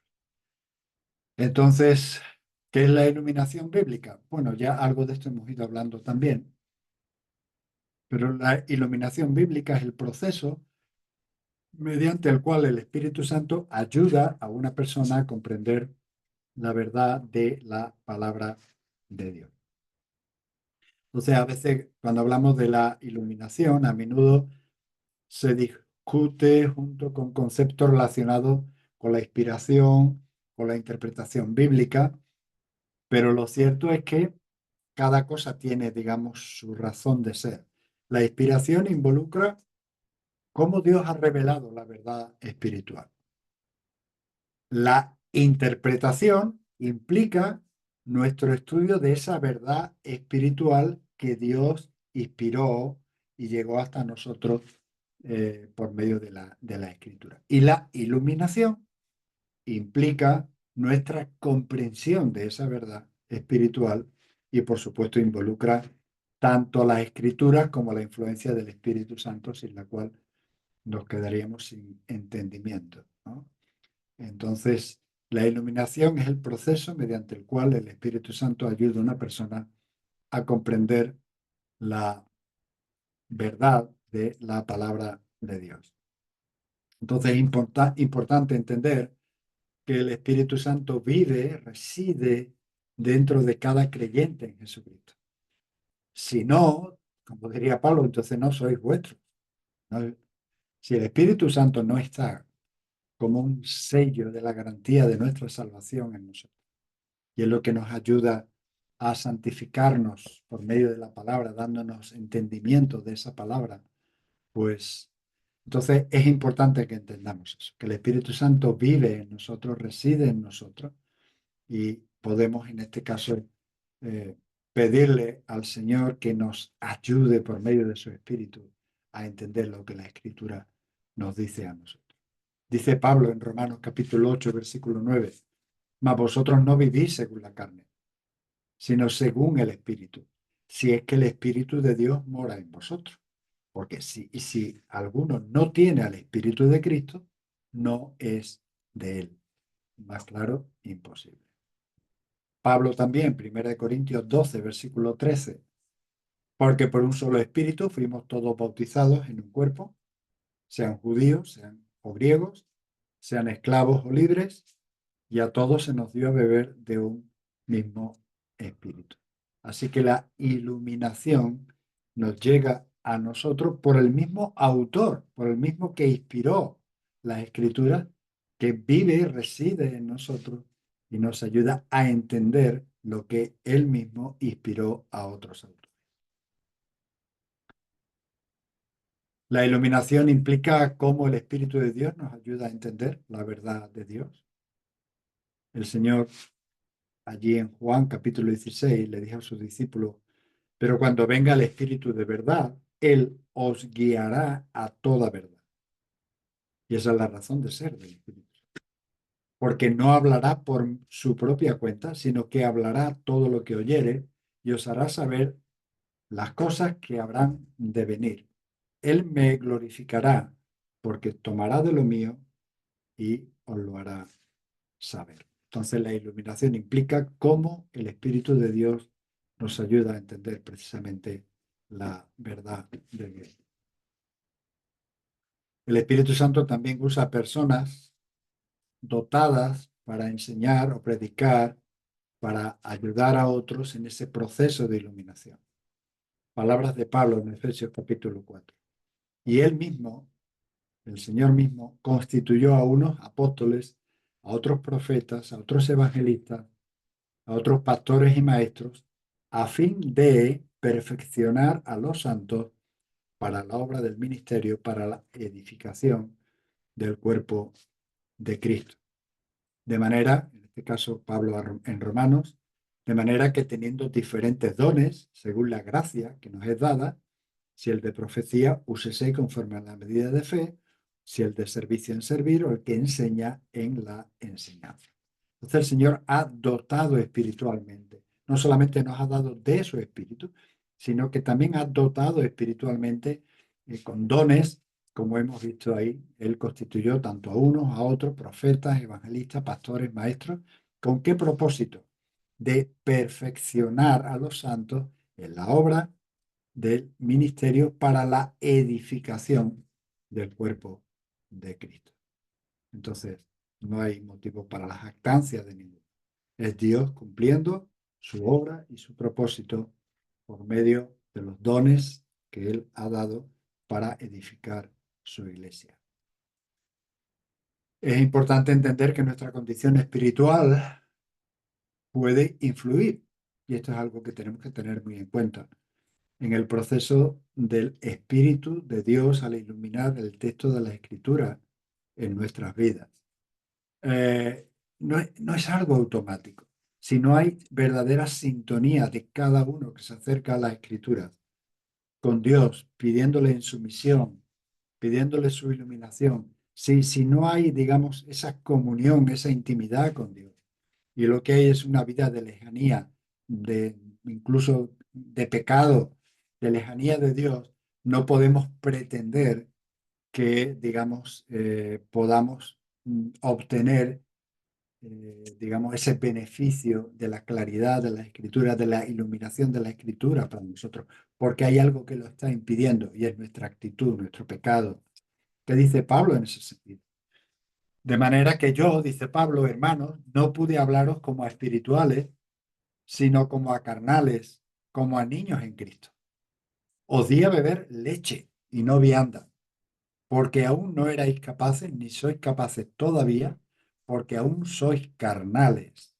Pues habiendo entre vosotros celos, contiendas, disensiones, no sois carnales y andáis como hombres. Esas cosas nos distancian. Nos distancian de la comunión, evidentemente, de los unos con los otros, pero también de Dios y viceversa. Distanciarnos de Dios es distanciarnos también de los unos de los otros. Entonces, el éxito, por decirlo, llamarlo de esa manera, de una correcta iluminación bíblica es estar en perfecta armonía, comunión con el Señor que inspiró la Escritura. No puede haber otro tipo de, digamos, no podemos pretender que nuestra vida esté, digamos, vivida de cualquier manera y después llegar a la Escritura y tratar de entender la realidad de lo que Dios nos dice para nosotros sin poder tener esa cercanía y haber puesto esa, como dice Pablo, hablando acerca del Espíritu Santo, no os embriaguéis con vino, antes bien, sed llenos del Espíritu Santo. A medida que no tenemos en cuenta todo esto, que no nos llenamos de Dios, no hay resultados iluminadores de su palabra. Bien, entonces, y por último, el capítulo más largo de la Biblia, el Salmo 119, enfatiza precisamente y de una manera repetida que la verdad de Dios es nuestro fundamento para la madurez espiritual.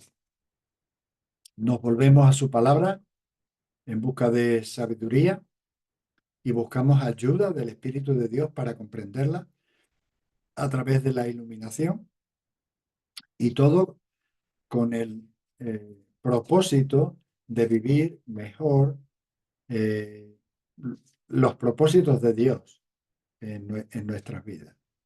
En este sentido, ¿qué podemos hacer? Bueno, teniendo todo esto, sabiendo que tenemos todo de parte de Dios, todo de nuestra parte para poder entender correctamente la Escritura, pues, ¿cuál es nuestra parte ahora? ¿Cuál es nuestra parte ahora? Dice Pablo, para que el Dios de nuestro Señor Jesucristo, el Padre de gloria, os dé espíritu de sabiduría y de revelación en el conocimiento de Él, alumbrando los ojos de vuestro entendimiento, para que sepáis cuál es la esperanza a la que Él os ha llamado y cuál es la riqueza de la gloria de su herencia en los santos. A mayor cercanía de Dios, mayor estímulo tendremos, si cabe esa palabra, no creo que no es la correcta, para poder entender el propósito de Dios. Entonces, contra más cerca estemos del Señor, habrá un anhelo, habrá una, digamos, un conocimiento mayor de sus riquezas, de sus bendiciones, de su herencia, como dice Pablo, para con nosotros. Y eso, sin duda, no puede volverse de otra manera que no sea en gratitud y en capacidad de servicio y en disponernos a Dios para santificarnos cada día más y por lo tanto ser útiles al propósito que Dios eh, ha establecido para nosotros. Entonces, después de todo esto, ¿cuál es nuestra parte? Bueno, el salmista dice en el Salmo 1, bienaventurado el varón que no anduvo en consejo de malos, ni estuvo en camino de pecadores, ni en silla de escarnecedores se ha sentado, sino que la ley de Jehová está su delicia, y en su ley medita de día y de noche. Esa es nuestra parte. Meditar, ¿qué mejor cosa podemos hacer nosotros? Meditar en su ley de día y de noche. O sea, dicho de otra manera, no es suficiente solamente, digamos, sencillamente estudiar la Biblia con la implicación que ya tiene si lo hacemos bien. Debemos meditar en ella. Debemos meditar en ella, debemos de poner todo nuestro corazón, nuestra mente en qué es lo que realmente está diciendo y qué tiene que ver eso con nosotros. Tenemos que meditar en ella.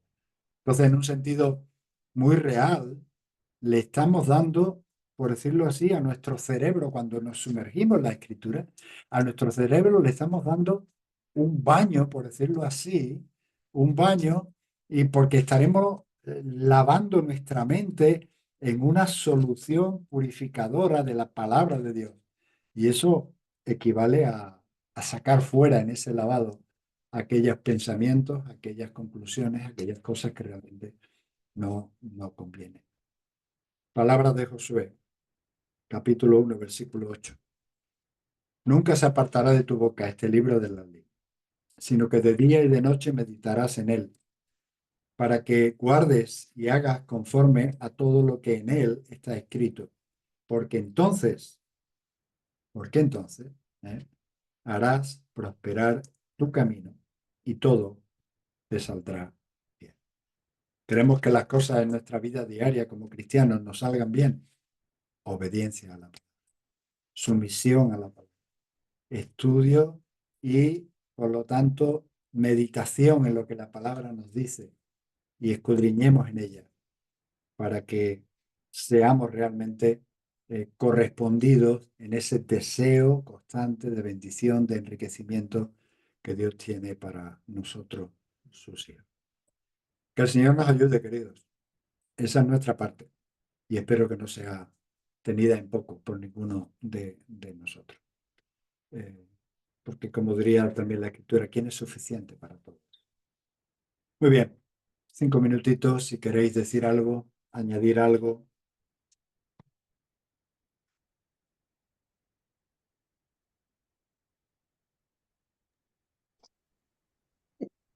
Paco, Ujú. sí, Sí, perdona adelante. si se había sacado el vídeo. Es que he tenido una emergencia en el trabajo. He estado escuchando la clase, pero hemos tenido una avería en el trabajo y de hecho Bueno, estaba trabajando en la otra parte. bueno, lo siento, mujer. Cualquier cosa puedes Ok. recuperar en el vídeo y puedes ponerte al Sí, día. sí, no, he estado siguiendo la Ah, clase, bien. pero no podía visualizarme porque tenía que sacar el vídeo porque Bueno, estaba en una reunión. si lo has oído, está bien. Si lo has oído. Ok, Bien, gracias. ¿algo más que añadir a este tema en cuanto a la interpretación y en cuanto a la iluminación de la escritura? Ya solamente nos queda un solo tema y es la conclusión de todo eso que lo haremos Dios mediante la próxima semana y es la autoridad de la escritura. Todo lo que hemos estado dando tiene como razón de ser la palabra autoritativa de Dios y en eso concluiremos la próxima semana. ¿Vale?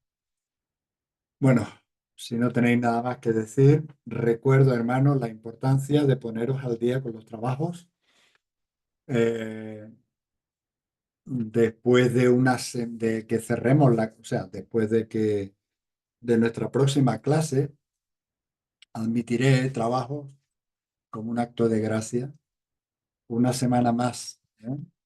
No está estipulado así, pero bueno, una semana más para que podáis entrar. A partir de ahí ya no se recibirán más trabajos y eso quiere decir que quien no lo haya entregado pues tendréis merma en vuestra puntuación. Una lástima, porque no querréis eso para vuestra conclusión de vuestro trabajo, ¿vale? Entonces, cualquier cosa estoy a vuestra disposición y espero que, bueno, que ya ese trabajo final esté, digamos, bastante avanzado. Y en cualquier caso, que vaya, como decíamos al principio, por si alguien entró tarde, a diferencia de los trabajos parciales que estamos entregando cada semana, ese último trabajo, el más grande, pues por favor que vaya conforme al estilo Turabian y como hemos estado, ¿vale? Entonces, esforzaos en este sentido y si hay alguna cosilla, bueno, pues ya lo vemos, pero esforzaos, ¿vale? En hacer bien ese trabajo final. Muy bien. ¿Alguna cosa más? Nada más. Sí, este Sí. último trabajo lo entregamos el martes. El de esta semana, o sea, el que tocaría hoy, ¿a qué te refieres? No, el que toca hoy ya lo entregué, creo que fue el Ah, sábado que tuve tiempo. sí. Ahora el último que nos toca, lo entregamos esta semana. Sí, a ver, esa sería, digamos, su fecha natural. Ujú. pero entendiendo que podéis a lo mejor tener algún retranqueo, valga el término, podéis tener una semana más para entregarlo, ¿Y el ¿vale? trabajo final? A eso me estoy refiriendo, al trabajo final. Ah, vale. Bueno, y por supuesto los trabajos que tenéis pendientes, ¿eh? Y tú tienes alguno, Fabiola, Tengo dos, igualmente sí. tenéis que entregar eso, ¿eh? Tenéis que entregar eso ya porque ya vais tarde y con mermas de puntuación. Así que siento decíroslo, pero esto funciona un poco así. Así que a pesar de, digamos que estamos dando un margen, pero tampoco dilatarlo demasiado, ¿vale? Vale, Muy gracias. bien. ¿Alguno de vosotros quiere despedirnos en oración?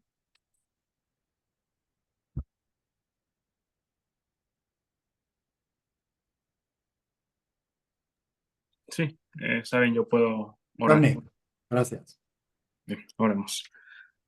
Amado Señor y Padre nuestro, te damos gracias por tu amor y por tu piedad para con nosotros, que nos has hecho por tu propio beneplácito y para tu gloria, participantes de tu revelación, la cual, como admitimos también en nuestras confesiones y nuestra fe, te has placido y dignado en conservarla y preservarla por medio de las Escrituras.